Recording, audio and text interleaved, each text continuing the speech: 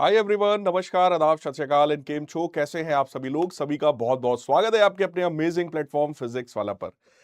आज आपकी प्रवेश साइंस सीवीटी 2.0 बैच में मेरी क्लास थी, बट क्योंकि एक बैच के लॉन्च के लिए मैं नोएडा आया हुआ हूं बेटा, इस वजह से क्लास कैंसिल करें। इससे अच्छा ये है कि मैं आपको एक छोटा सा रिकॉर्डेड लेक्चर दे दूं। वैसे भी आज जो टॉपिक हम लोग पढ़ने वाले हैं वो बहुत ही छोटा सा टॉपिक है, बहुत ही थ्योरेटिकल टॉपिक है ना। उसमें कहीं कोई दिक्कत आपको नहीं आने वाली है। बहुत सिंपल सी चीजों के बारे में हम लोग आज के इस लेक्चर में बात करेंगे। सबसे पहला काम वही है, जो आपने अगर टेलीग्राम चैनल अभी तक ज्वाइन नहीं किया है तो फटाफट से सभी लोग ज्वाइन कर लीजिए, ताकि आप लोग मेरे साथ पूरी तरीके से कनेक्टेड रहें और मैं आपकी हर चीज में हेल्प कर सकूं। ठीक है, आज हम लोग क्या करेंगे, मैग्नेटिज्म वाले पार्ट को कंप्लीट करने वाले हैं। यानी कि इस चैप्टर का एक पार्ट रह गया था केवल, है ना। तो उस वाले पार्ट को भी हम लोग कंप्लीट करेंगे आज के लेक्चर में। राइट, तो मेनली हम लोग मैग्नेटिक मटेरियल्स के बारे में यहां पर बात करने वाले हैं आज के लेक्चर में। देखो, सबसे पहली बात यह है कि सर मैग्नेट क्या होता है और मैग्नेटिज्म क्या होता है। ठीक है, मैग्नेट जो है वो आयरन का एक ऑक्साइड होता है। Magnet is basically complex oxide of iron. Right, अगर मैं आपसे बात करूं कि सर मैग्नेट क्या चीज है, तो बेटा सीधी सी बात है, मैग्नेट का मतलब होता है Fe3O4। ये आयरन का कॉम्प्लेक्स ऑक्साइड होता है जिसमें आयरन +2 और +3 दोनों ऑक्सीडेशन स्टेट में पाया जाता है। क्योंकि Fe3O4 लिखने का मतलब होता है बेटा FeO.Fe2O3। राइट, तो इसमें जो आयरन है यहां पर वो +2 स्टेट में पाया जा रहा है, यहां पे +3 स्टेट में पाया जा रहा है। इसलिए मैंने यहां पे नाम बोला कि भाई कॉम्प्लेक्स ऑक्साइड ऑफ आयरन होता है कोई भी एक मैग्नेट। मैग्नेट की जो खास प्रॉपर्टी है वो ये है कि वो किसी भी मैग्नेटिक मटेरियल को अपनी तरफ अट्रैक्ट करता है, या एक मैग्नेट दूसरे मैग्नेट को अट्रैक्ट या रिपेल दोनों ही कर सकता है। और एक चीज मैं आपको यहां पर और बताऊं तो repulsion is the true test of magnetism. अगर आपको ये चेक करना है कि ये सब्सटेंस मैग्नेट है या नहीं है, तो आप इसके पास कोई दूसरा मैग्नेट लाइए। अगर ये अट्रैक्ट कर ले रहा है तो ठीक है, लेकिन अगर रिपेल कर दे रहा है तो ये 100% क्लियर हो जाता है कि भाई ये वाला जो सब्सटेंस है वो भी मैग्नेट है। तो मैग्नेट ही दूसरे मैग्नेट को रिपेल कर सकता है। अट्रैक्शन वाला काम तो कोई मटेरियल भी मैग्नेट की तरफ अट्रैक्ट हो सकता है ना। अट्रैक्शन किसी में भी हो सकता है। तो फिलहाल यहां पर क्या चीज मैंने आपको बताया, magnet is a material that has both directive as well as attractive property. यानी डायरेक्शन भी इसका होता है। डायरेक्शन का मतलब, अगर आप किसी भी मैग्नेट को ऐसे लटका देते हैं तो वो हमेशा एक सर्टेन डायरेक्शन में ही रुकता है। अगर तुम मैग्नेट को यहां से लटका देते हो तो एक तरफ नॉर्थ और एक तरफ साउथ होने वाला है, यानी कि एक सर्टेन डायरेक्शन में ही ये रुकने वाला है। नॉर्थ साउथ डायरेक्शन में ही कोई भी मैग्नेट रुकता है। तो इसके पास एक डायरेक्टिव प्रॉपर्टी है बेटा, और एक अट्रैक्टिव प्रॉपर्टी है कि ये किसी दूसरे मैग्नेटिक मटेरियल को अपनी तरफ अट्रैक्ट करता है और कर सकता है। राइट, फिर हमसे कह रहे हैं it attracts a small piece of iron, nickel, cobalt etcetera. This property of the attraction is known as magnetism. तो आयरन, निकल और कोबाल्ट, ये तीन मेन मटेरियल्स का नाम यहां पर दिया गया है, क्योंकि ये तीनों सबसे ज्यादा अट्रैक्ट होते हैं किसी भी मैग्नेट की तरफ। तो मैग्नेट की तरफ अट्रैक्ट होने वाले जो मटेरियल्स है ना बेटा, उसके तीन कैटेगरी में उसको डाला जाता है। पैरामैग्नेटिक मटेरियल, फेरोमैग्नेटिक मटेरियल और डायामैग्नेटिक मटेरियल्स। आज हम लोग उन सभी मटेरियल्स के बारे में एक एक करके बात करने वाले हैं। आइए आगे बढ़ते हैं और थोड़ा सा बेसिक प्रॉपर्टीज ऑफ मैग्नेट्स के बारे में बात कर लें। मैग्नेट की सबसे पहली प्रॉपर्टी क्या है, when a magnet is brought near heap of iron filings, यानी कि ढेर सारी आयरन की जो छीलन होती है अगर उसको रख दिया जाए, तो ends of the magnet shows maximum attraction. These ends where the magnetic attraction is maximum is known as poles of the magnet. यानी कि अगर आपसे यह पूछा जाए कि भाई किसी भी मैग्नेट के पोल्स का मतलब क्या है, तो मैग्नेट का वो प्लेस जहां पर मैग्नेटिज्म की प्रॉपर्टी सबसे ज्यादा होती है उसको हम लोग बोलते हैं पोल्स ऑफ द मैग्नेट। उसके बाद every magnet has two poles, हर एक मैग्नेट के दो पोल्स होते हैं, पहला है नॉर्थ पोल और दूसरा होता है साउथ पोल। फिर दूसरी बेटा प्रॉपर्टी इसकी ये है कि when a magnet is suspended और pivoted freely, it aligns itself in geographical north south direction, hence it shows a directive property. इसके बारे में मैंने आपसे पीछे भी बात किया था। किसी भी मैग्नेट को अगर आप लोग इस तरीके से लटका देते हो तो वो हमेशा नॉर्थ साउथ डायरेक्शन में ही खुद को अलाइन कर रहा होता है।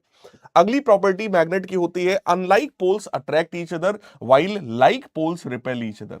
सेम टाइप के पोल्स एक दूसरे को रिपेल करते हैं, जबकि अपोजिट पोल्स जो होते हैं वो एक दूसरे को बेटा अट्रैक्ट कर रहे होते हैं। फिर उसके बाद आया magnetic poles always exist in pair, यानी कि कोई भी अकेला जैसे केवल नॉर्थ पोल या केवल साउथ पोल कभी भी एग्जिस्ट नहीं करता, ये हमेशा पेयर में एग्जिस्ट करते हैं। यानी कि अगर नॉर्थ पोल है तो साउथ पोल भी होगा, साउथ पोल है तो नॉर्थ पोल भी होगा, यानी दोनों हमेशा पेयर में ही पाए जाएंगे। इसके बाद अगला जो पॉइंट है हमारा वो है a magnet induces magnetism in a magnetic substance placed near it, this phenomena is called magnetic induction. यानी कि कोई भी एक मैग्नेट जो है वो अपने आसपास रखे हुए किसी भी मैग्नेटिक सब्सटेंस में मैग्नेटिज्म की प्रॉपर्टी ला सकता है, और इसको हम लोग बोलते हैं मैग्नेटिक इंडक्शन। इसके बारे में अभी हम लोग काफी ज्यादा डिटेल में आज के लेक्चर में पढ़ने वाले हैं, राइट। फिर बात आ गई सर मैग्नेटिक डाइपोल मूवमेंट क्या होता है। देखो कोई भी जो मैग्नेट होता है उसमें हमेशा बेटा दो पोल्स होते हैं, एक तरफ नॉर्थ और एक तरफ साउथ। अगर मैं मान लूं कि ये मैग्नेट का साउथ पोल है, इधर कहीं मैग्नेट का नॉर्थ पोल है, और इन दोनों पोल्स के बीच का जो सेपरेशन है वो कुछ 2l के बराबर है, तो यहां पर एक मैग्नेटिक डाइपोल फॉर्म हो जाता है, क्योंकि दो दो पोल्स हैं। नॉर्थ पोल जो है वो पॉजिटिव की तरह बिहेव करता है और साउथ पोल जो है वो निगेटिव की तरह बिहेव करता है। तो यहां पर पोल स्ट्रेंथ जो होती है उसको मैंने QM से रिप्रेजेंट किया है। तो मैग्नेटिक डाइपोल मोमेंट का फॉर्मूला हमने यहां पे लिखा, that is pole strength multiplied by distance between the poles. जिस तरीके से आपने इलेक्ट्रो में पढ़ रखा है ना, charge multiplied by distance between the charges, electric dipole, बिल्कुल वैसा ही बेटा मैग्नेटिक डाइपोल भी होता है, जिसमें दोनों पोल्स के बीच की जो डिस्टेंस है अगर मैं उसको पोल स्ट्रेंथ से मल्टीप्लाई कर दूं। सर पोल स्ट्रेंथ मतलब, पोल स्ट्रेंथ का मतलब कि ये नॉर्थ पोल में आखिर कितना पावर है, इस साउथ पोल में आखिर अट्रैक्ट करने या रिपेल करने का कितना पावर है, ये कितना पावरफुल मैग्नेट है, इसको रिप्रेजेंट करता है ये pole strength. So pole strength multiplied by distance, ये मैग्नेटिक मूवमेंट होता है। ऑब्वियस है मैग्नेटिक मूवमेंट एक वेक्टर क्वांटिटी होती है, और इसका डायरेक्शन होता है फ्रॉम निगेटिव टू पॉजिटिव, है ना। निगेटिव टू पॉजिटिव यहां पर कहने का मतलब है इसका डायरेक्शन है साउथ पोल से नॉर्थ पोल की तरफ। सो it is the direction of magnetic dipole movement. यहीं पर अगर मैं आपको ऐसा कुछ सिखाऊं कि जैसे मान लो ये कोई एक लूप है, इस तरफ से देखने पर अगर करंट क्लॉकवाइज दिख रहा है तो इस तरफ से देखने पर ये साउथ पोल हुआ, तो ऑब्वियस है इधर की तरफ से वो नॉर्थ पोल हो जाएगा, है ना। अगर इस तरफ से यहां पर कोई ऑब्जर्वर मैं खड़ा करूं और उससे पूछूं कि भैया डायरेक्शन बता दो, तो इस ऑब्जर्वर ने करंट का डायरेक्शन बताया है क्लॉकवाइज। तो अगर ये क्लॉकवाइज डायरेक्शन बता रहा है तो ऑब्वियस है इधर खड़ा हुआ ऑब्जर्वर एंटी क्लॉकवाइज ही बताएगा। जैसे अगर मैं अभी अपने हाथ को क्लॉकवाइज घुमाऊं, मैं अपने हाथ को क्लॉकवाइज घुमा रहा हूं, लेकिन तुमको कैसा दिख रहा होगा, एंटी क्लॉकवाइज। यानी मेरी तरफ से अगर कोई चीज क्लॉकवाइज है तो तुम्हारी तरफ से वो कैसी होती है, एंटी क्लॉकवाइज होती है। यानी कि अगर इधर की तरफ से देखने पर क्लॉकवाइज है तो बेटा इधर से वो एंटी क्लॉकवाइज होगा। यानी कि कोई भी एक करंट कैरिंग लूप जो होता है that is also a magnetic dipole, उसमें भी एक तरफ साउथ और एक तरफ नॉर्थ पोल होता है, और इन पोल्स की वजह से इसमें भी क्या होगा, डाइपोल मूवमेंट होगा, और इसका जो डाइपोल मूवमेंट है वो भी साउथ से नॉर्थ की तरफ होगा। क्लियर है। अब आइए आगे बात करते हैं। SI unit of the magnetic dipole is ampere metre square. इसका जो एसआई यूनिट होता है वो एम्पियर मीटर स्क्वायर के बराबर होता है। फिर इसके बाद अगला आता है पोल स्ट्रेंथ। क्या चीज है sir, pole strength QM is also called magnetic charge. इसी को हम लोग मैग्नेटिक चार्ज के नाम से जानते हैं। Thus we assign magnetic charge QM to the north poles and minus QM to the south poles. Magnetic charge जो है यानी कि जो नॉर्थ पोल है वो पॉजिटिव की तरह बिहेव करता है, और जो साउथ पोल होता है मेरे प्यारे बच्चों वो निगेटिव की तरह बिहेव कर रहा होता है। फिर इसके बाद बात आती है the direction of the magnetic dipole movement is from south pole to north pole. तो ये मैं आपको ऑलरेडी दोनों पॉइंट्स पहले ही बता चुका हूं। अब यहां पर एक पॉइंट है, नोट में हमसे कह रहे हैं when a magnet of pole strength QM is cut into two parts. अगर मैं किसी भी मैग्नेट को लॉन्गिट्यूडनली कट कर दूं तो इसका मतलब क्या है, अगर तुमने मैग्नेट को ऐसे कट कर दिया तो इसका जो पोल स्ट्रेंथ है वो आधा आधा हो जाएगा, यानी कि ये मैग्नेट दो डिफरेंट मैग्नेट्स में कन्वर्ट होगा। इसका जो पोल स्ट्रेंथ होगा दैट विल बी QM/2, है ना। सिमिलरली जो दूसरा मैग्नेट बनेगा उसका भी पोल स्ट्रेंथ कितना होगा, QM/2। यानी अगर तुम किसी भी मैग्नेट की एक्सिस के अलोंग उसको कट करने वाले हो तो जिस रेशियो में तुमने कट किया है, अगर बराबर बराबर बीच से एकदम कट किया है तो आधा आधा हो जाएगा। मान लो तुमने ये वाली जो लाइन है, अगर ये वाली लाइन तुमने यहां रखी ऊपर ऐसे कि ऊपर जो है ये वाला डिस्टेंस 1/4 है और ये वाला डिस्टेंस 3/4 है, तो ये भी बन जाएगा QM/4 और ये बन जाएगा 3QM/4।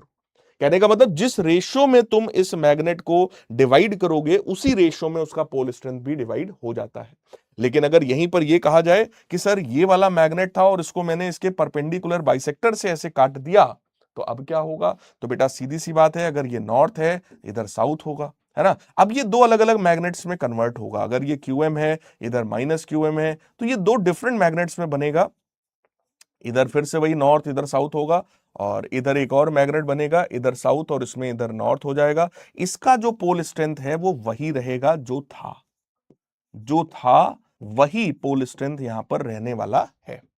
क्लियर है, राइट। तो कहने का मतलब अगर तुम एक्सिस के परपेंडिकुलर मैग्नेट को काट रहे हो तो उस मैग्नेट की जो पोल स्ट्रेंथ है उसमें कोई चेंज होने वाला नहीं है। लेकिन अगर तुम उसकी एक्सिस के अलोंग उसको काट रहे हो तो पोल स्ट्रेंथ जो है बेटा वो डिवाइड हो जाएगा। इस चीज को मैंने यहां 2 पॉइंट्स में आपको समझाया है, फटाफट सभी लोग इन दोनों पॉइंट्स को रीड कर सकते हैं, समझ सकते हैं। अब आ जाते हैं magnetic movement of a revolving electron. अगर कोई भी इलेक्ट्रॉन अपने न्यूक्लियस के चारों तरफ घूम रहा है तो उसके अपोजिट डायरेक्शन में हम लोग करंट मान सकते हैं बेटा। अगर उसमें करंट फ्लो हो रहा है तो ये भी मैग्नेटिक डाइपोल की तरह बिहेव कर सकता है। तो सिंपल सा यहां पर सीन है, अगर मैं ये मान लूं कि भैया ये कोई भी एक न्यूक्लियस है, पॉजिटिवली चार्ज न्यूक्लियस है, न्यूक्लियस के चारों तरफ इलेक्ट्रॉन यहां पे रिवॉल्व कर रहा है, तो ये एक इलेक्ट्रॉन है जिसकी स्पीड भी है ना, जिसका मास m के बराबर है और इस ऑर्बिट की जो रेडियस है वो r के बराबर है। तो ये इलेक्ट्रॉन यहां v स्पीड से ऐसे एंटी क्लॉकवाइज फॉर एग्जांपल घूम रहा है। ठीक, अब हमसे कहा जाए भैया करंट कितना होगा, तो करंट की वैल्यू होती है चार्ज अपॉन टाइम, यानी कि इलेक्ट्रॉन अपॉन टाइम। बात आई सर ये टाइम कितना होगा, तो टाइम पीरियड की वैल्यू होती है 2πr, यानी distance upon speed. So 2πr divided by v। ये क्यों निकाला सर आपने, इसलिए निकाला क्योंकि मेरा इंटरेस्ट है मैग्नेटिक मूवमेंट निकालने में। मैग्नेटिक मूवमेंट जो होता है वो करंट मल्टीप्लाइड बाई एरिया होता है। आपको पिछले लेक्चर में भी ये चीज बताया गया था कि जो मैग्नेटिक मूवमेंट होता है उसका एक फॉर्मूला NIA के बराबर होता है। याद करो, पिछले ही लेक्चर में मैंने बताया था मैग्नेटिक मूवमेंट का एक फॉर्मूला NIA होता है, यानी number of turns, current in the loop और एरिया ऑफ दैट लूप। इनके प्रोडक्ट को भी हम लोग मैग्नेटिक मूवमेंट के नाम से जानते हैं। तो यहां पर वही चीज लिखा है कि अगर मैं एक नंबर ऑफ टर्न मान लूं तो n की वैल्यू 1 हो गई। सो मैग्नेटिक मूवमेंट की वैल्यू हो गई current multiplied by area. Area की वैल्यू πr² है। अब आप यहां पर क्या करें, इसमें सीधे πr² का मल्टीप्लाई करो। जैसे तुम यहां πr² का मल्टीप्लाई करोगे ये वैल्यू तुम्हें मिलने वाली है EVR डिवाइडेड बाई 2 के बराबर। EVR डिवाइडेड बाई 2 के बराबर। भैया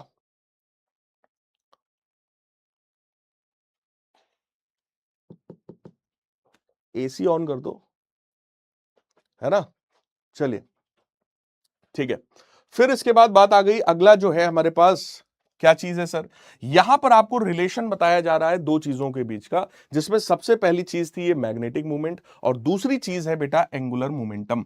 एंगुलर मोमेंटम को L से डिनोट करते हैं और इसका फॉर्मूला होता है mass into speed multiplied by radius. तो MVR is the formula of angular momentum. अब अगर आप इसमें और इसमें अगर आप रिलेशन निकाल रहे हो कि सर मैग्नेटिक मूवमेंट और एंगुलर मोमेंटम में क्या रिलेशन है, तो वो रिलेशन कुछ इस तरीके का आता है कि magnetic movement is negative E/2m। ये जो E/2m है that is charge of electron upon 2 times mass of electron. इस रेशियो को गायरोमैग्नेटिक रेशियो भी कहा जाता है। और यहां से एक चीज देखो साफ समझ में आ रही है कि मैग्नेटिक मूवमेंट का डायरेक्शन और एंगुलर मोमेंटम का जो डायरेक्शन है वो दोनों जस्ट अपोजिट डायरेक्शन में है। यानी यहां पर अगर मैं ध्यान से देखूं तो बेटा जो आपका एंगुलर मोमेंटम है वो बाहर की तरफ आएगा, लेकिन जो मैग्नेटिक मोमेंट है वो अंदर की तरफ होगा यहां पर, है ना। तो मैग्नेटिक मोमेंट का direction according to this diagram वो इनवर्ड्स है, जबकि एंगुलर मोमेंटम का जो डायरेक्शन है अकॉर्डिंग टू दिस डायग्राम वो आउटवर्ड्स होने वाला है। ठीक है जी। सो आई होप आपको ये बात समझ में आ गई है। जो करंट है that is charge upon time, time का मतलब 2 पाई आर अपॉन वी हो जाएगा, और ये बन जाएगा EV upon 2 pi r. Current मिल गया है, उसमें एरिया का मल्टीप्लाई कर दीजिए, it will become magnetic movement. Magnetic movement और एंगुलर मोमेंटम में जो रिलेशन है वो सिंपल सा रिलेशन ये है कि magnetic moment upon angular momentum की जो वैल्यू है वो E बाई 2m के बराबर है। इस E बाई 2m को अगर सॉल्व करो तो 8.8 इंटू 10 की पावर 10 कूलम पर केजी, ऐसी वैल्यू कुछ निकल करके आती है, कहीं ना कहीं लिखा होगा। इस रेशियो को ही, ये जो वैल्यू आ रही है, जो रेशियो है, इसी रेशियो को नाम दिया जाता है बेटा gyromagnetic ratio. This ratio is named as gyromagnetic ratio, और इस रेशियो की वैल्यू होती है 8.8 इंटू 10 की पावर 10 कूलम पर किलोग्राम के बराबर। देखो यार, थियोरिटिकल चीजें हैं, है ना। तो मैं भी आपको एक एक चीज समझा रहा हूं, टू दी पॉइंट आपसे बात कर रहा हूं। एग्जाम बहुत ज्यादा क्लोज है ना, इसलिए हम लोग कोई भी बकैती क्लास में नहीं कर रहे हैं। यानी टू दी पॉइंट, आपको एकदम short crisp to the point lecture आपको मिलना चाहिए, क्योंकि अभी आपका टाइम वो मोटिवेशन, ज्ञान, हंसी मजाक ये सुनने का नहीं है। अभी आपका टाइम है कंटेंट पढ़ने का, रिवाइज करने का, ज्यादा से ज्यादा क्वेश्चंस की प्रैक्टिस करने का। तो इस चीज को समझते हुए बेटा थोड़ा सा लेक्चर को देखिएगा, कि लेक्चर में मैं फालतू बातचीत आपसे नहीं कर रहा हूं, मैं आपका टाइम वेस्ट नहीं करना चाहता। यहां पर आप अपने करियर के एकदम पीक टाइम पर हो, इस समय भी अगर आप मेहनत नहीं कर पा रहे हो या मैं आपका टाइम वेस्ट करा दूं, तो इससे बड़ा पाप मेरे लिए कोई नहीं होगा, है ना। इसलिए मैं एकदम टू दी पॉइंट आप लोगों से बात कर रहा हूं। तो सभी लोग ध्यान से सुनिएगा, लाइव चैट में इधर उधर में अपना टाइम वेस्ट मत करिएगा, ठीक है। रिकॉर्डेड लेक्चर भले है, बट आपको बहुत कंसंट्रेशन से एक एक चीज को सुनना है, ताकि आपको बात एकदम क्लैरिटी से समझ में आ जाए। अब यहां पर एक टर्म की बात हो रही है, that is magnetic length and geometric length. देखो बेटा, अगर ये कोई भी एक मैग्नेट है, इधर की तरफ साउथ पोल है, मान लो इधर नॉर्थ पोल है, तो ये जो साउथ और नॉर्थ पोल होता है ना, वो एग्जैक्टली किनारे नहीं होता, वो एग्जैक्टली ऐसे किनारे नहीं होता है, वो थोड़ा सा बीच में होता है, ठीक। तो दोनों पोल्स के बीच का जो एक्चुअल डिस्टेंस है, पोल्स के बीच का ये जो एक्चुअल डिस्टेंस है, ये मैग्नेटिक लेंथ कहलाता है। जबकि किसी भी मैग्नेट का जो टोटल लेंथ होता है वो ज्योमेट्रिकल लेंथ कहलाता है, या ज्योमेट्रिकल लेंथ ये हो गया हमारा ये वाला, और पोल्स के बीच की जो दूरी है वो मैग्नेटिक लेंथ है। और साफ साफ दिख रहा है कि मैग्नेटिक लेंथ जो है वो ज्योमेट्रिकल लेंथ का 84% होता है। तो इन दोनों के बीच का रेशियो भी हमको पता चल गया। यानी कि अगर मैं एक मैग्नेट आपको दे दूं 100 सेंटीमीटर का, तो उसके दोनों पोल्स के बीच की दूरी हो गई 84 सेंटीमीटर, तो बचा हुआ 16 सेंटीमीटर में 8 सेंटीमीटर इधर और 8 सेंटीमीटर इधर की तरफ रह जाएगा। यानी कि अगर ये 100 सेंटीमीटर का होता, तो बेटा ये इधर से 8 सेंटीमीटर, इधर से भी 8 सेंटीमीटर, और बीच में जो डिस्टेंस होती वो 84 सेंटीमीटर के बराबर हो जाती। यानी कि जो पोल होता है वो एग्जैक्टली किनारे नहीं होता, किनारे से थोड़ा अंदर की तरफ मैग्नेटिक पोल एग्जिस्ट करता है। फिर आइए सर, मैग्नेटिक फील्ड लाइंस क्या है और इन मैग्नेटिक फील्ड लाइंस की प्रॉपर्टीज क्या है। तो कह रहा है the continuous curve in the magnetic field such that tangent at any point on it gives the direction of magnetic field at that point is known as magnetic field lines. यानी कि magnetic field lines का बेटा simple सा काम होता है कि magnetic field को रिप्रेजेंट करना, मैग्नेटिक फील्ड की डायरेक्शन को रिप्रेजेंट करना, कि भैया नेट मैग्नेटिक फील्ड इधर की तरफ है, तो ये मैग्नेटिक फील्ड लाइंस भी हम इधर की तरफ शो कर रहे होंगे, राइट। तो इसका सीधा सीधा काम होता है मैग्नेटिक फील्ड की डायरेक्शन को रिप्रेजेंट करने का। प्रॉपर्टीज में सबसे पहला प्रॉपर्टी क्या है, the magnetic field lines in the magnetic field is a close and continuous curve. Magnetic field lines हमेशा एक क्लोज्ड कर्व होता है, ये नॉर्थ पोल से शुरू होगा, साउथ में आएगा और साउथ से वापस नॉर्थ में आ जाएगा। तो मैग्नेटिक फील्ड लाइंस का डायरेक्शन है from north pole to south pole to वापस नॉर्थ पोल, है ना, क्योंकि नॉर्थ से शुरू होकर नॉर्थ पे ही आ रहा है, तो ये क्लोज होता है, कॉन्टिन्यूअस होता है, such that tangent drawn at any point on it shows the direction of the field intensity at that point. दूसरा पॉइंट है बेटा, magnetic field lines begin normally from north pole and enter normally on the south pole. Magnetic field lines north pole से perpendicularly निकलती हैं और south pole में perpendicularly enter कर रही होती हैं। तीसरा पॉइंट हमारे पास है, magnetic field lines tend to contract longitudinally, for this reason two unlike poles attract each other. Magnetic field lines जो है वो लेंथ वाइज जो है कॉन्ट्रैक्ट हो सकते हैं या फिर ये लेंथ वाइज एक्सपैंड भी हो सकते हैं, और ये डिपेंड करता है कि सेम टाइप के जो पोल्स है वो रिपेल करते हैं, अपोजिट पोल्स अट्रैक्ट करते हैं। तो जब पोल्स अट्रैक्ट करेंगे, पोल्स पास पास आ जाएंगे, तो मैग्नेटिक फील्ड का जो लेंथ है वो कम हो जाएगा। लेकिन जब वो रिपेल करेंगे और वो पोल्स दूर दूर हो जाएंगे, तो वो मैग्नेटिक फील्ड की लेंथ को बढ़ाना पड़ेगा। तो मैग्नेटिक फील्ड लाइंस जो है वो एक इमेजिनरी कंसेप्ट है बेटा। मैग्नेटिक फील्ड लाइंस एक इमेजिनरी कंसेप्ट है जो किसी भी जगह पर, किसी भी रीजन में मैग्नेटिक फील्ड की प्रेजेंस को रिप्रेजेंट करता है, और इस पर किसी भी पॉइंट पर अगर आप टेंजेंट ड्रॉ करेंगे तो वो नेट मैग्नेटिक फील्ड की डायरेक्शन को रिप्रेजेंट करेगा। अब यहां पर और प्रॉपर्टीज है। पांचवी प्रॉपर्टी कह रहा है, magnetic field lines within the magnet is directed from south to north pole, for this reason magnetic field lines lies within the magnet. यानी कि मैग्नेटिक फील्ड लाइंस जो है वो नॉर्थ से निकलती हैं, साउथ में आती हैं, और साउथ से वापस नॉर्थ, यानी आउटसाइड द मैग्नेट इसका डायरेक्शन है नॉर्थ से साउथ, लेकिन इनसाइड द मैग्नेट इसका डायरेक्शन होता है साउथ पोल से नॉर्थ पोल की तरफ। फिर अगला पॉइंट आता है हमारे पास, if the magnetic field lines are parallel then magnetic field is uniform. Parallel magnetic field lines का मतलब यूनिफॉर्म यानी कांस्टेंट मैग्नेटिक फील्ड। कह रहा है if the lines are not parallel then it means the field is not uniform.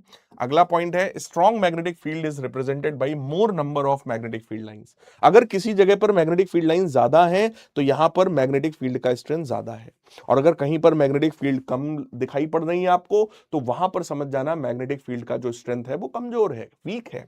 तो इधर week magnetic field, यहां week magnetic field, लेकिन यहां पर और यहां पर बहुत स्ट्रॉन्ग मैग्नेटिक फील्ड पाई जाती है। फिर अगला कह रहा है कि two magnetic field lines never intersect each other.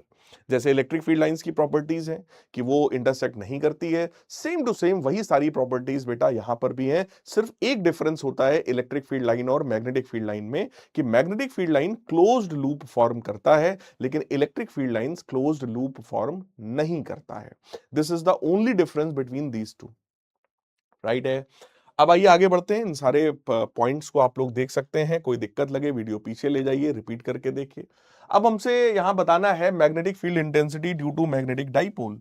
अगर जैसे मान लो ये कोई भी एक मैग्नेटिक डाइपोल है, इधर उसका साउथ पोल है, इधर उसका नॉर्थ पोल है, तो इसमें जो मैग्नेटिक मूवमेंट होगा बेटा वो साउथ से नॉर्थ की तरफ होगा, लाइक दिस, राइट। अब यहां पर इसके सेंटर से कुछ आर डिस्टेंस पर, इसके सेंटर से कुछ आर डिस्टेंस पर अगर एक पॉइंट यहां पर मान लिया जाए, तो इस वाले पॉइंट पर कुछ मैग्नेटिक फील्ड होगी, और ये मैग्नेटिक फील्ड इस डाइपोल मूवमेंट के पैरेलल होती है। तो यहां पर जो मैग्नेटिक फील्ड होगी एक्सियल पोजीशन पर, उस मैग्नेटिक फील्ड का वैल्यू है म्यू नॉट अपॉन 4 पाई 2m अपॉन r क्यूब।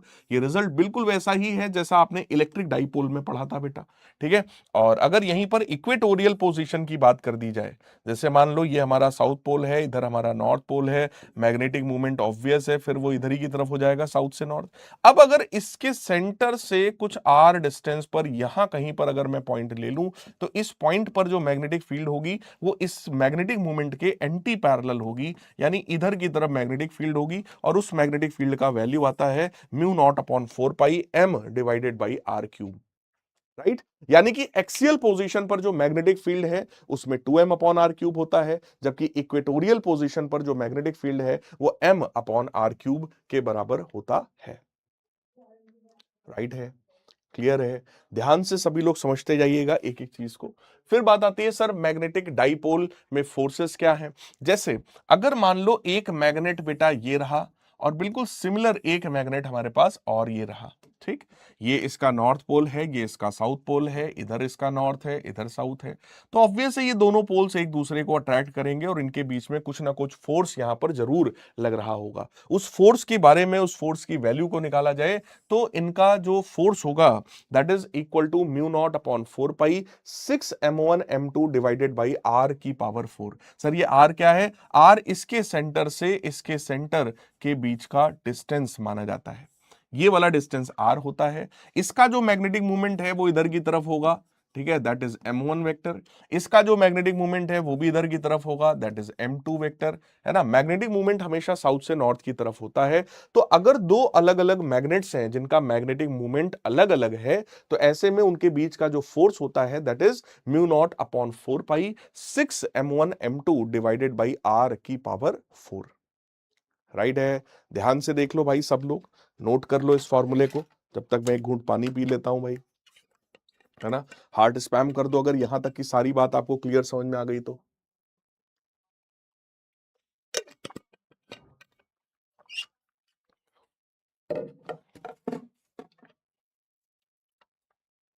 चलिए, अब आगे आता है गॉस लॉ इन मैग्नेटिज्म।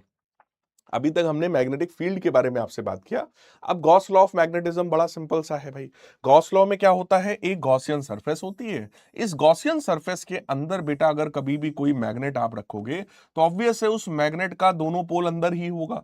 तो निगेटिव भी अंदर है और उतना ही पॉजिटिव भी अंदर है। इसका मतलब इस गॉसियन सरफेस के अंदर अगर कोई पूछे कि भैया इसके अंदर नेट चार्ज कितना है, तो बेटा नेट चार्ज हमेशा जीरो होता है। यानी कि मैग्नेटिक फ्लक्स की जो वैल्यू है वो हमेशा जीरो के बराबर होती है, due to any Gaussian surface around any magnet. यानी किसी भी मैग्नेट के आसपास कैसा भी गॉसियन सरफेस आप बना दीजिए, उस गॉसियन सरफेस से पास होने वाला मैग्नेटिक फ्लक्स यहां पर जीरो के बराबर होता है। क्यों सर? क्योंकि इस गॉसियन सरफेस के अंदर जो टोटल चार्ज है वो हमेशा जीरो होगा। क्योंकि अगर एक मैग्नेट, दो मैग्नेट या 10 मैग्नेट भी अंदर कर दोगे तो हर मैग्नेट का नॉर्थ और साउथ पोल दोनों अंदर होगा। तो बेटा सारा जो नेट चार्ज देखोगे तो कैंसिल होके जीरो ही यहां पर आने वाला है। क्लियर है? फिर अगला आता है हमारे पास कुछ इंपॉर्टेंट टर्म्स हैं हमारे पास मैग्नेटिज्म में। मैग्नेटिज्म में सबसे पहला इंपॉर्टेंट टर्म होता है मैग्नेटिक परमिएबिलिटी। मैग्नेटिक परमिएबिलिटी का मतलब होता है कि वैक्यूम में जब मैग्नेटिक फील्ड लाइंस फ्लो होती हैं तो उनको जो भी रेजिस्टेंस ऑफर होता है that is represented by magnetic permeability. Magnetic permeability का फॉर्मूला होता है बी बाई एच। बी का मतलब है मैग्नेटिक इंडक्शन और एच का मतलब होता है मैग्नेटाइजिंग फील्ड इंटेंसिटी। अब ध्यान से इन चीजों के बारे में थोड़ा सा ध्यान से मेरी बात को सुनिएगा। देखो, यहां पर हम लोग बात करने वाले हैं किसी भी सब्सटेंस के मैग्नेटाइजेशन की। जैसे मान लो अगर ये मैग्नेटिक फील्ड है, ठीक, और मेरे पास कोई एक सब्सटेंस है जो कि एक मैग्नेटिक सब्सटेंस है और मैं चाहता हूं कि इस सब्सटेंस के अंदर मैग्नेटिज्म आ जाए।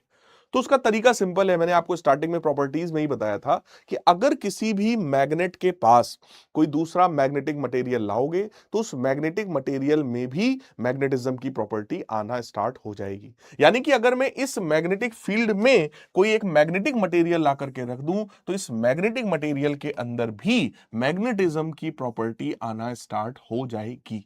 लेकिन हर सब्सटेंस में अलग अलग तरह से ये मैग्नेटिज्म आता है।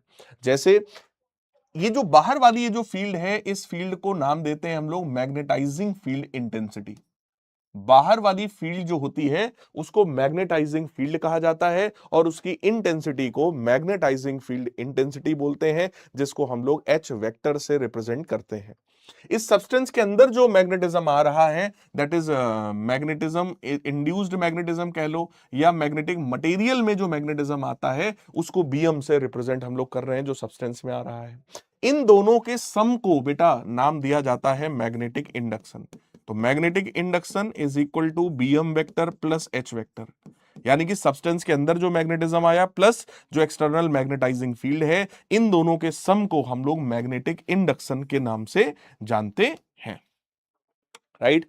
अब यहां पर देखो, किसी एक्सटर्नल मैग्नेटाइजिंग फील्ड में अगर आपने एक सब्सटेंस को रखा है और उस सब्सटेंस के अंदर कुछ मैग्नेटिज्म आ रहा है, तो यहां पर दो चीजें होंगी। पहली क्या चीज है? External magnetising field. दूसरी चीज क्या है? Magnetic material.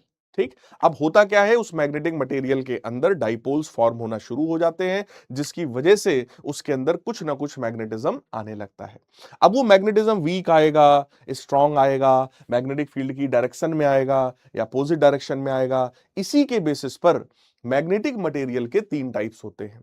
सबसे पहला मैग्नेटिक मटेरियल है कुछ इस तरीके का, जिसको हम लोग बोलते हैं पैरामैग्नेटिक मटेरियल्स। पैरामैग्नेटिक मटेरियल्स वो होते हैं जो मैग्नेटिक फील्ड में रखने पर मैग्नेटिक फील्ड की डायरेक्शन में मैग्नेटाइज होते हैं, यानी फील्ड की डायरेक्शन में ही मैग्नेटाइज होंगे, बट वीकली मैग्नेटाइज होंगे। ये जो टाइप के जो पैरामैग्नेटिक जो सब्सटेंस होते हैं वो वीक मैग्नेटिक फील्ड से स्ट्रॉन्ग मैग्नेटिक फील्ड की तरफ जाने की कोशिश करते हैं। They are weakly attracted by the magnetic field इनको अट्रैक्ट करती है, यानी कि इनके अंदर से मैग्नेटिक फील्ड लाइंस पास होने की कोशिश करेंगी। यहीं पर दूसरा सब्सटेंस होता है कि सर अगर मैं डायामैग्नेटिक सब्सटेंस ले लूं तो डायामैग्नेटिक सब्सटेंस जो है जैसे ही उसको मैग्नेटिक फील्ड में डालोगे तो वो रिपेल होगा बेटा। मैग्नेटिक फील्ड लाइंस उसके अंदर से पास होना नहीं चाहेंगी, कम से कम मैग्नेटिक फील्ड लाइंस उसके अंदर से पास हो रही होंगी, यानी कि उसका नेचर अपोजिट है।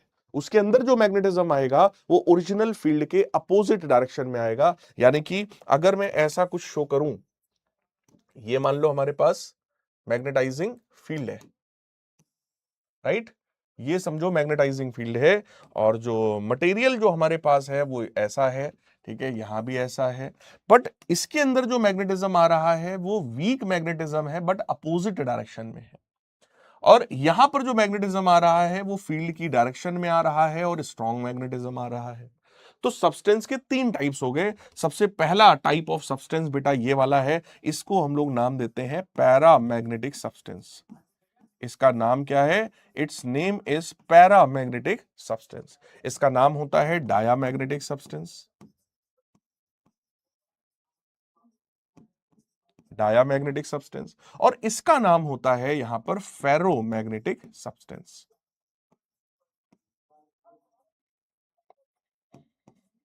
Ferromagnetic substance. पैरामैग्नेटिक सब्सटेंस में जो मैग्नेटिज्म आता है वो फील्ड की डायरेक्शन में आता है, बट वीक मैग्नेटिज्म आता है, यानी इसमें वीक मैग्नेटिज्म आएगा, फील्ड की डायरेक्शन में आएगा।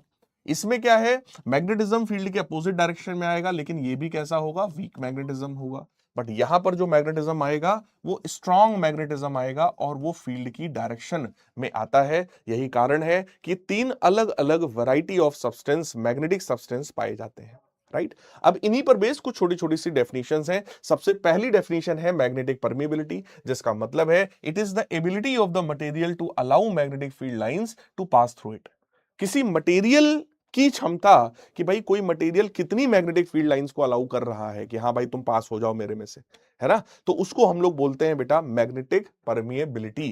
That is the ratio of B and H. B क्या है, magnetic induction, total magnetic field, और एच होता है मैग्नेटाइजिंग फील्ड इंटेंसिटी। फिर कह रहा है रिलेटिव परमिएबिलिटी क्या है? रिलेटिव परमिएबिलिटी का मतलब permeability of the medium upon permeability of the vacuum. ये टर्म कुछ डाइलेक्ट्रिक कांस्टेंट जैसा टर्म है। अगर आप लोग को याद हो तो डाइलेक्ट्रिक कांस्टेंट का मतलब होता था एप्सिलॉन बटे एप्सिलॉन नॉट, या आप ये कह लो कि किसी मीडियम की जो परमिटिविटी थी वो एप्सिलॉन नॉट इंटू के होती थी। इसी के को डाइलेक्ट्रिक कांस्टेंट कहते हैं। इसी के को आप ऐसे भी लिख सकते हैं, इट इज रिलेटिव परमिटिविटी। ये भी सेम ही चीज है ना। तो जो काम यहां पर रिलेटिव परमिटिविटी या डाइलेक्ट्रिक कांस्टेंट करता था, सेम काम यहां पर कौन करेगा, रिलेटिव परमेबिलिटी कर रहा होगा। यानी कि अगर मान लो कोई सोलेनॉइड है, इस सोलेनॉइड के अंदर सर मैग्नेटिक फील्ड कितनी है? हम सबको पता है कि भैया इसके अंदर मैग्नेटिक फील्ड आती है म्यू नॉट एन आई के बराबर। लेकिन सर अगर मैं इसी के अंदर सॉफ्ट आयरन भर दूं, सर आयरन का एक कोर इसके अंदर डाल दिया जाए सर, तो अब क्या होगा? अगर बेटा आपने यहां पर एक आयरन कोर इंसर्ट कर दिया, आयरन कोर मतलब एक लोहे की ऐसी रॉड अगर आपने इंसर्ट कर दिया, तो अब जो मैग्नेटिक फील्ड होगा वो म्यू एन आई के बराबर होगा। सर ये म्यू क्या चीज है? म्यू का मतलब है mu not into mu r. Mu का मतलब क्या है? Mu not multiplied by mu r. तो अगर मैं यहां पे पूरा फॉर्मूला लिखूं तो it is mu r into mu not n i के बराबर। कुछ ऐसा हो जाएगा अगर आप एक सॉफ्ट आयरन कोर को इंसर्ट कर देंगे तो एक सॉफ्ट आयरन कोर को इंसर्ट करने से जो मैग्नेटिज्म है बेटा वो हजारों गुना बढ़ जाता है। Mu r for iron is more than 1000, है ना। तो यहां पर ये टर्म आ गया हमारा। फिर आया intensity of magnetisation. Intensity of magnetisation का मतलब magnetic movement developed in the substance per unit volume of the substance is known as intensity of magnetization। यानी किसी भी सब्सटेंस के अंदर कितना मैग्नेटिज्म आया है, चाहे वो पैरामैग्नेटिक है, फेरोमैग्नेटिक है, या आपका डायामैग्नेटिक है, कितना मैग्नेटिज्म आया है, इसको मेजर करने के लिए जो टर्म है हमारे पास, that is intensity of magnetisation. So it is defined as the magnetic movement developed per unit volume of the magnetised material, और इसको हम लोग लिखते हैं m अपॉन v। ठीक है, magnetic movement developed per unit volume of the substance is known as intensity of magnetisation. फिर आया मैग्नेटाइजिंग फील्ड इंटेंसिटी, यानी कि जो एक्सटर्नल फील्ड थी जो सब्सटेंस को मैग्नेटाइज करने की कोशिश कर रही है, उस एक्सटर्नल फील्ड की क्या कैपेसिटी है सब्सटेंस को मैग्नेटाइज करने की, उसी को हम लोग बोलते हैं मैग्नेटाइजिंग फील्ड इंटेंसिटी।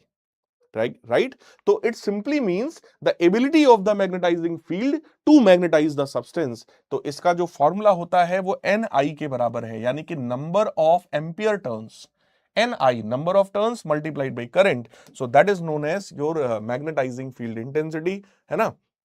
इसको तुम ऐसा भी समझ सकते हो कि it is equal to B upon mu naught, B upon mu naught. Solenoid की मैग्नेटिक फील्ड कितना है, mu naught Ni, mu naught से डिवाइड कर दो तो केवल Ni बच जाएगा, यहां पर वही यहां पे लिखा हुआ है। ठीक, it is number of turns per unit length. फिर कह रहा मैग्नेटिक ससेप्टिबिलिटी क्या होता है, मैग्नेटिक ससेप्टिबिलिटी जो है वो M और H का रेशियो होता है, यानी intensity of magnetisation upon magnetising field intensity, इनके रेशियो को हम लोग मैग्नेटिक ससेप्टिबिलिटी के नाम से जानते हैं। अब समझना जरा, दो ही चीजें थी बेटा, एक था मैग्नेटिक मटेरियल जिसको मैग्नेटाइज होना है, और एक दूसरी फील्ड है जो उसको मैग्नेटाइज करना चाहती है। ठीक, जैसे यहां क्लास में भी दो लोग हैं, एक टीचर है एक स्टूडेंट है। टीचर की क्या क्षमता है आपको पढ़ाने की, एक चीज वो होती है, फिर दूसरी चीज होती है तुम्हारी क्या क्षमता है पढ़ने की। अगर मैं एज अ टीचर मान लो बहुत अच्छा पढ़ा पाता हूं, तो क्या तुम एज अ स्टूडेंट बहुत अच्छा पढ़ पाते हो। अगर ये दोनों चीजें बहुत अच्छी हैं तो रिजल्ट बहुत अच्छा आएगा। मान लो टीचर बहुत खराब है, बच्चा बहुत अच्छा है, तो भी कहीं ना कहीं रिजल्ट थोड़ा सा उसका डाउन हो जाएगा, है ना। हालांकि पढ़ने वाला बच्चा पढ़ ही लेता है, टीचर कोई सा भी हो, ये मेरा मानना है। फिर उसके बाद होता है कि अगर टीचर बहुत अच्छा है बट बच्चा ही अच्छा नहीं है, बच्चा ही नहीं पढ़ रहा है, वो करता ही नहीं है, तो भी कुछ नहीं हो सकता है बेटा। इसका सिंपल सा मतलब है कि अगर मैग्नेटाइजिंग फील्ड है और मैग्नेटिक मटेरियल है तो दोनों बढ़िया होने चाहिए। मैग्नेटाइजिंग फील्ड स्ट्रांग होनी चाहिए ताकि वो जल्दी मैग्नेटाइज कर पाए, और जो मटेरियल है वो भी ऐसा होना चाहिए जो जल्दी मैग्नेटाइज हो जाए, that is ferromagnetic material, right. तो यहां पर M और H के रेशियो को, यानी इंटेंसिटी ऑफ मैग्नेटाइजेशन का मतलब मटेरियल की क्या प्रॉपर्टी है मैग्नेटाइज होने की, डिवाइडेड बाई फील्ड की क्या कैपेसिटी है उसको मैग्नेटाइज करने की। तो M और H के रेशियो को ही हम लोग मैग्नेटिक ससेप्टिबिलिटी के नाम से जानते हैं।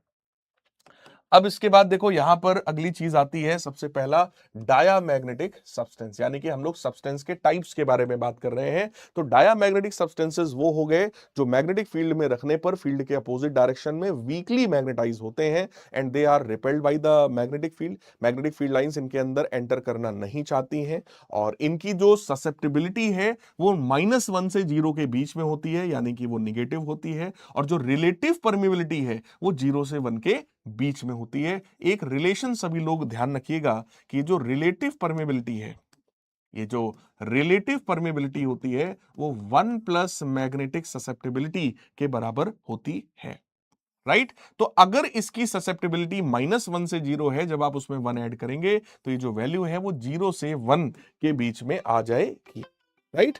तो वैल्यू 0 से कुछ 1 के बीच में आती है। अब यहां पर एग्जांपल्स की बात कर रहे हैं, तो एग्जांपल्स में जैसे बिस्मथ है, एंटीमनी है, कॉपर है, लेड है, वाटर है, नाइट्रोजन है, साथ ही साथ सोडियम क्लोराइड है। Very important example, sodium chloride जो है, या उधर नाइट्रोजन जो है, कॉपर जो है, वो डायामैग्नेटिक मटेरियल की कैटेगरी में आता है।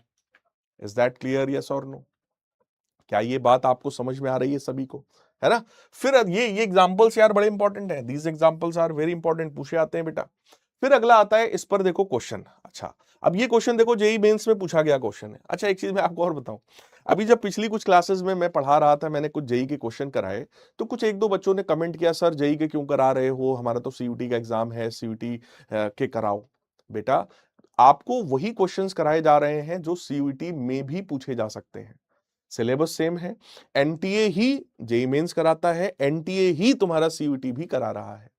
तो कुछ क्वेश्चंस हो सकते हैं ना जो जेईई मेंस में आए हों वो यहां पूछ दिए जाए, नीट में आए हों वो यहां पूछ दिए जाए। तो कोई से भी क्वेश्चन जो मैं आपको करा रहा हूं उस पे बिना डाउट किए आपको उसको सीखना है, आपको उसको प्रैक्टिस करना है, उस तरह के क्वेश्चंस आपको ज्यादा से ज्यादा लगाने हैं। ये मत सोचना कि जेईई मेंस का है तो सीयूटी में नहीं आएगा, या ये इसका है तो ये सीयूटी में नहीं आएगा। कोई क्वेश्चन अलग नहीं होता, किसी क्वेश्चन पे ये लिखा नहीं होता कि भैया ये इस वाले एग्जाम में ही आएगा, कहीं भी आ सकता है बेटा। तो इस चीज को ध्यान से समझिएगा। तो 2023 में पूछा गया एक क्वेश्चन है। स्टेटमेंट 1 में हमसे कह रहा है for diamagnetic substance the permeability is, नहीं, ससेप्टिबिलिटी इज -1 से 0, सही है ना, ये पॉइंट तो बिल्कुल सही है भैया। स्टेटमेंट 2 कह रहा है diamagnetic substance when placed in external magnetic field tend to move from stronger to weaker part of the field. कह रहा है डायामैग्नेटिक सब्सटेंस जब फील्ड में रखते हैं तो वो स्ट्रॉन्ग से वीक पार्ट की तरफ मूव करता है। ये वाला पॉइंट भी हमारा बिल्कुल सही है। यानी कि दोनों ही statements, both statements are absolutely true. दोनों ही जो स्टेटमेंट्स हैं हमारे वो क्या है, वो बिल्कुल सही स्टेटमेंट्स होने वाले हैं यहां पर।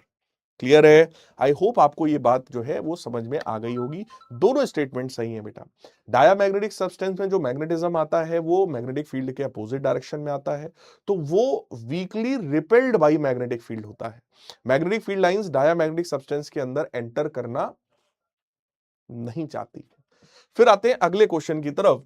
अगला क्वेश्चन है, उसमें भी दो स्टेटमेंट्स हैं, वो भी 2023 का क्वेश्चन है। कह रहा है the diamagnetic property depends on temperature. कह रहा है डायामैग्नेटिक प्रॉपर्टी टेम्परेचर पे डिपेंडेंट है, गलत। टेम्परेचर पे डिपेंडेंट होती है बेटा पैरामैग्नेटिक प्रॉपर्टी। क्यूरीज लॉ अभी मैं आगे आपको पढ़ाने वाला हूं, जो कि पैरामैग्नेटिक सब्सटेंस की प्रॉपर्टी है। फेरोमैग्नेटिक में भी वो कुछ अफेक्ट करती है, कैसे करती है बताएंगे भी आगे आपको, लेकिन डायामैग्नेटिक का टेम्परेचर से कोई लेना देना नहीं होता है। फिर कह रहा है induced magnetic dipole movement in diamagnetic sample is always opposite to the magnetizing field. ये वाला पॉइंट हमारा सही है। तो statement 1 is incorrect but statement 2 is correct, है ना। ये पहला वाला ऑप्शन हमारा सही हो गया कि सर ये गलत है लेकिन ये वाला जो है वो सही है। डायामैग्नेटिक में जो मैग्नेटिज्म आता है वो अपोजिट डायरेक्शन में आता है, ये लिखा हुआ है सेकंड वाले स्टेटमेंट में। फिर कह रहा है magnetic susceptibility is negative for diamagnetic substance.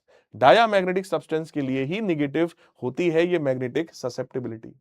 फिर अगला आता है बेटा सब्सटेंस हमारा पैरामैग्नेटिक सब्सटेंस।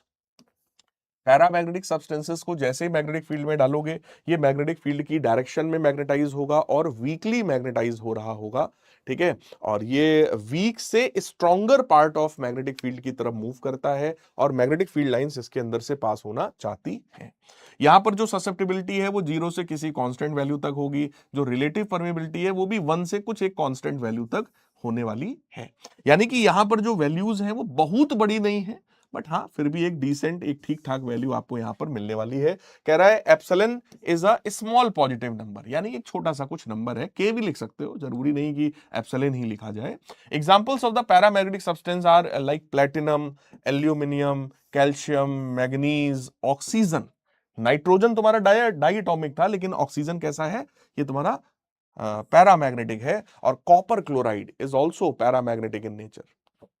बेटा एग्जाम्पल्स बहुत इंपॉर्टेंट है।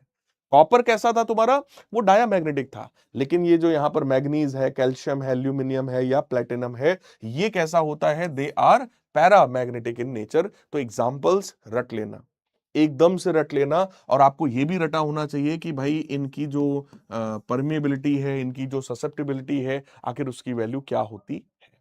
साथ ही साथ अब इस पर भी क्वेश्चन है, कह रहा पैरामैग्नेटिक सब्सटेंसेस में align themselves along the direction of the external magnetic field.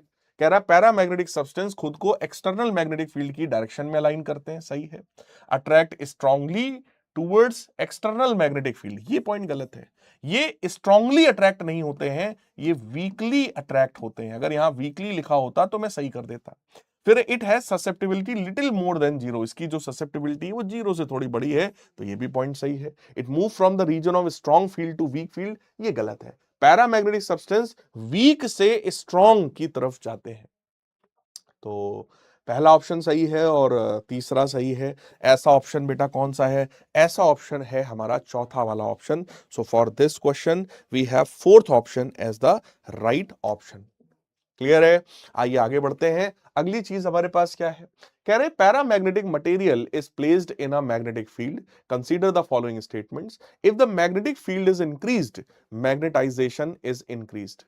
कह रहा है अगर पैरामैग्नेटिक मटेरियल को आप मैग्नेटिक फील्ड में डालो, कह रहा है अगर मैग्नेटिक फील्ड को आप बढ़ाएंगे तो जो मैग्नेटाइजेशन है वो भी बढ़ जाएगा। तो यार देखो, कोई भी मटेरियल हो, जब वो मटेरियल मैग्नेटिक फील्ड में या मैग्नेटाइजिंग फील्ड में रखा जाता है तो कहीं ना कहीं इस चीज पर जरूर वो डिपेंड करता है कि मैग्नेटाइजिंग फील्ड की इंटेंसिटी क्या है। अगर मैग्नेटाइजिंग फील्ड की इंटेंसिटी बढ़िया है, ज्यादा है, स्ट्रांग है, तो ऑब्वियस है फर्क तो पड़ेगा, वो अच्छे से मैग्नेटाइज होगा। कह रहे temperature is increase the magnetization is increase, ये गलत है।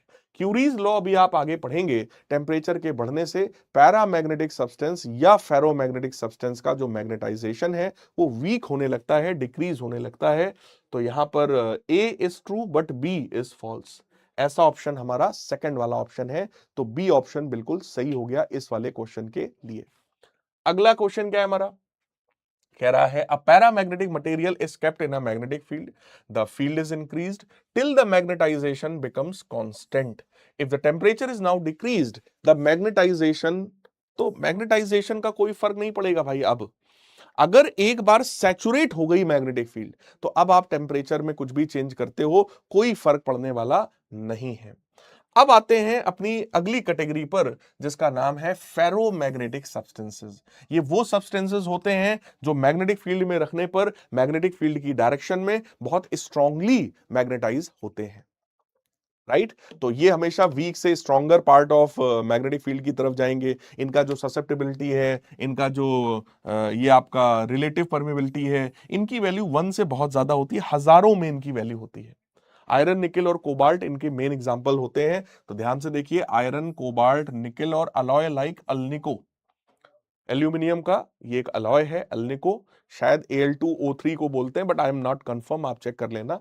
राइट, सो आयरन, निकल और कोबाल्ट और एल्निको जैसा जो अलॉय है वो फेरोमैग्नेटिक के कैटेगरी में आता है। They are the strongest magnetic materials.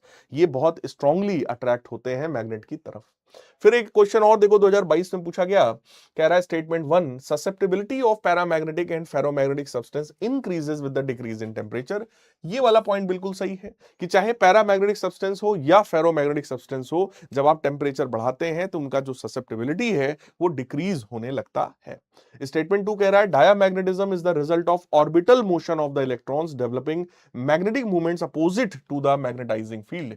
तो सही है, मैग्नेटिक मूवमेंट जो आता है वो अपोजिट डायरेक्शन में ही आता है डायामैग्नेटिक में, ये भी पॉइंट बिल्कुल सही है। यानी दोनों ही स्टेटमेंट्स जो हैं बेटा वो हमारे ट्रू स्टेटमेंट्स होने वाले हैं।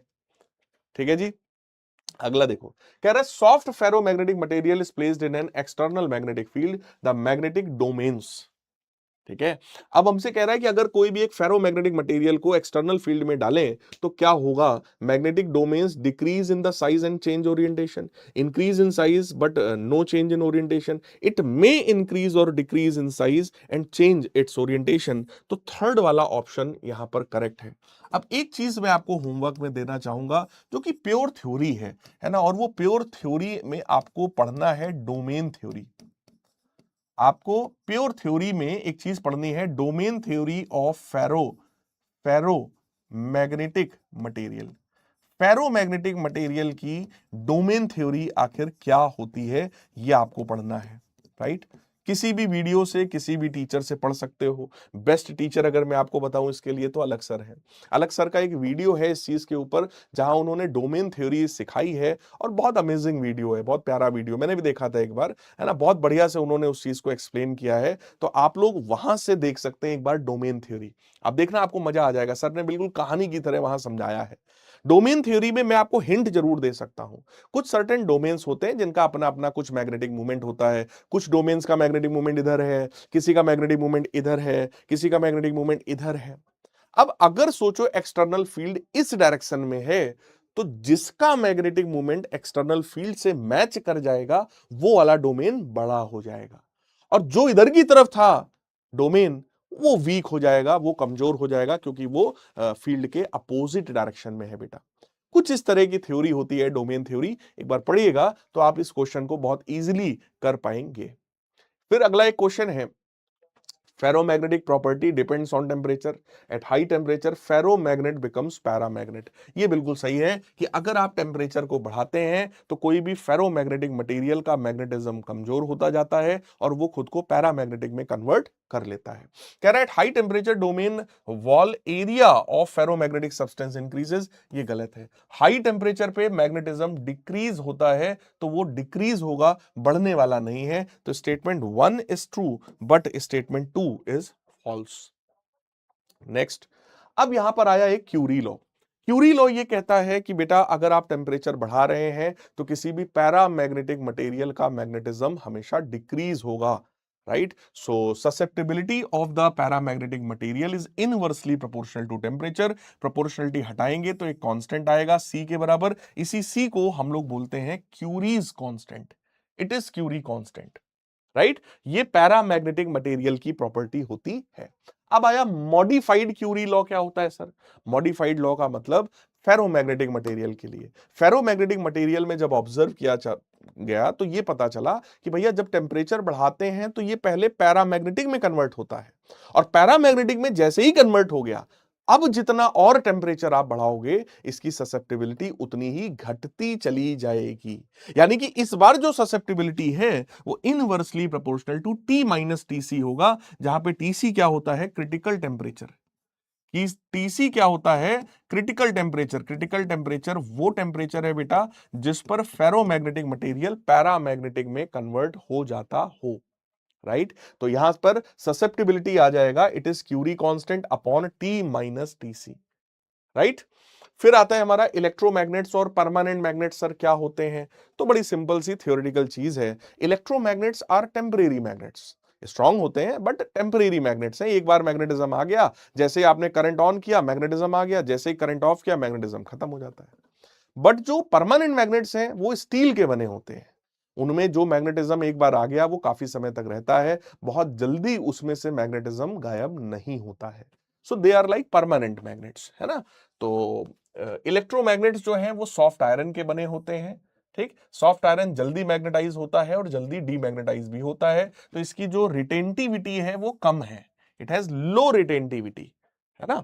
यानी कि अगर आप एक्सटर्नल फील्ड हटा देंगे तो इसका जो मैग्नेटिज्म है वो जल्दी चला जाएगा। And it has high permeability. इसकी जो परमेबिलिटी है वो काफी हाई होने वाली है। हिस्टैरिसीस कर्व जो है वो नैरो होता है। हिस्टैरिसीस लूप में आपको बताऊं, कोई भी सब्सटेंस के मैग्नेटाइज और डीमैग्नेटाइज होने में कितनी एनर्जी का लॉस हो रहा है उसको रिप्रेजेंट करता है ये hysteresis curve graph. Not in your syllabus but फिर भी थ्योरेटिकली थोड़ा सा पढ़ लीजिए। Energy dissipated in magnetisation and demagnetisation is consequently very small. Permanent magnets जो हैं वो स्टील के बने होते हैं और उनकी जो रिटेंटिविटी है वो बहुत ज्यादा है, यानी इनमें रिटेंशन बहुत ज्यादा होता है। इनमें जो मैग्नेटिज्म आएगा that will be very very strong magnetism. तो हाई रिटेंटिविटी होती है, हाई परमेबिलिटी होती है और हाई कोरेसिविटी इसके अंदर पाई जाती है। They can retain their attractive property for long period of time at room temperature, right? So these are the properties of electromagnets as well as your permanent magnets। ठीक है जी। अब होमवर्क में सर क्या करना है? होमवर्क में बस एक ही काम है, आप इस लेक्चर का रिवीजन करिए और जो डोमेन थ्योरी मैंने आपसे कही है उसको एक बार अलग सर के वीडियो से देखिए, ताकि आपको डोमेन थ्योरी का जो बेसिक है थोड़ा सा समझ में आ जाए। देखो मैं क्यों कह रहा हूं देखने के लिए, मैं चाहता तो मैं पढ़ा देता बट थ्योरी पूछी नहीं जाएगी आपसे, है ना।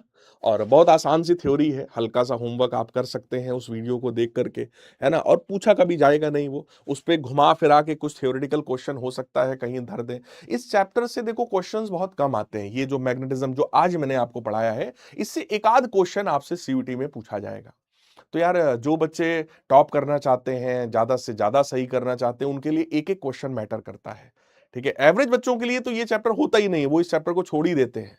क्यों? क्योंकि उनको पता है कि उनको सारे क्वेश्चन नहीं करने हैं, तो एक आध हटा दो, इससे एक ही क्वेश्चन तो आता है, भगाओ इसको, नहीं पढ़ेंगे हम लोग, राइट।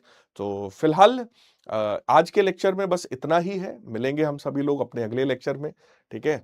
और तब तक के लिए goodbye, take care, love you all and God bless. आज मैं आया था बेटा बैच लॉन्च में, इसलिए मैंने रिकॉर्डेड लेक्चर दिया है। कल मैं ट्रेवलिंग में रहूंगा, मैं कोशिश करूंगा कि मैं आपको एक रिकॉर्डेड लेक्चर कल भी दे दूं, बट अगर नहीं पॉसिबल हो पाया तो शायद कल की क्लास हो सकता है आपकी कैंसिल हो जाए, राइट। बट उसकी अगली क्लास में लाइव जरूर लूंगा, कानपुर से अपने घर पहुंच जाऊंगा, वहां से मैं क्लास आपकी लूंगा, राइट। तो मिलेंगे मेरे प्यारे लाल बाल गोपाल अपनी अगली क्लास में, तब तक के लिए goodbye, take care, love you all and God bless.